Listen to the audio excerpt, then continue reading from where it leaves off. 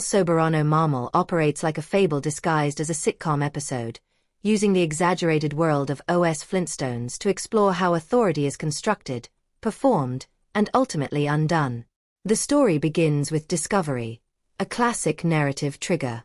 The marble slab is found accidentally, reinforcing the idea that power often arrives uninvited, tempting those least prepared to handle it.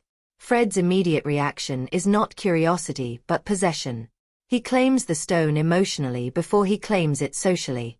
This distinction matters because it reveals the internal nature of his ambition. He does not want to serve Bedrock, he wants Bedrock to witness him. The early scenes are filled with visual jokes that underline this mindset. Fred poses, practices speeches, and imagines applause, all before doing anything tangible. Barney's role as the audience surrogate is crucial. His skepticism is gentle, almost affectionate, making Fred's defensiveness more revealing. He is not threatened by opposition, but by indifference. Wilma's dialogue throughout the episode introduces a counter-rhythm. She speaks slowly, thoughtfully, grounding the narrative whenever it risks drifting into pure spectacle. Her observations are not commands but reflections, which makes Fred's dismissal of them feel more tragic than comic.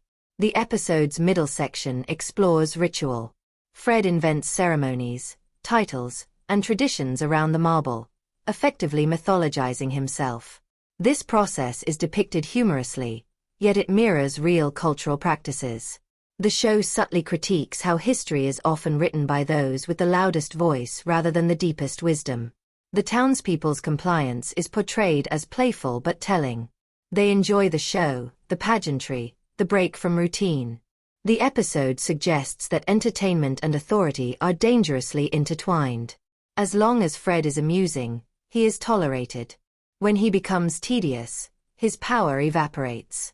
The marble statue itself is intentionally excessive. It is too large, too smooth, too polished for Bedrock. It does not belong. This visual dissonance prepares the audience emotionally for its destruction. When the statue cracks, it feels inevitable rather than shocking. The collapse is not caused by rebellion but by negligence, reinforcing the idea that inflated structures fail under their own weight. Fred's reaction in the aftermath is one of stunned stillness. The episode allows this moment to breathe. There is no immediate joke, no quick recovery. This pause is rare in animated comedy and deeply effective. It gives space for introspection, both for the character and the viewer.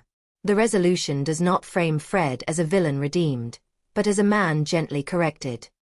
He returns to his ordinary life with a quieter confidence, stripped of spectacle but richer in connection. Watching El Soberano Marmol now, I am reminded of how often we mistake visibility for value.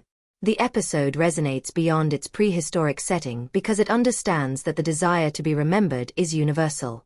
Marble promises memory, but memory without meaning is hollow.